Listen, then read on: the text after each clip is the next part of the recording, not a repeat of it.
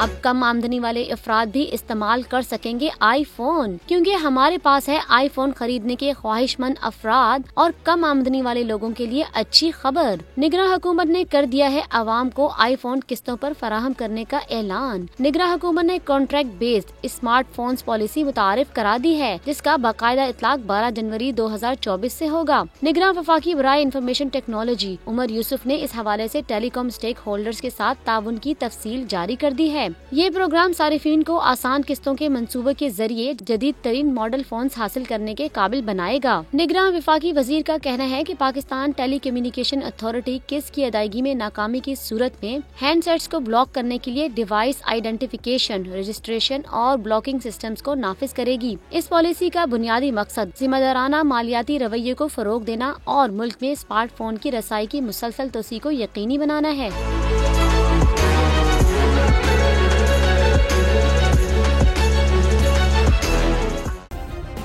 Subscribe करें और bell दबाएं ताकि कोई खबर रह न जाए।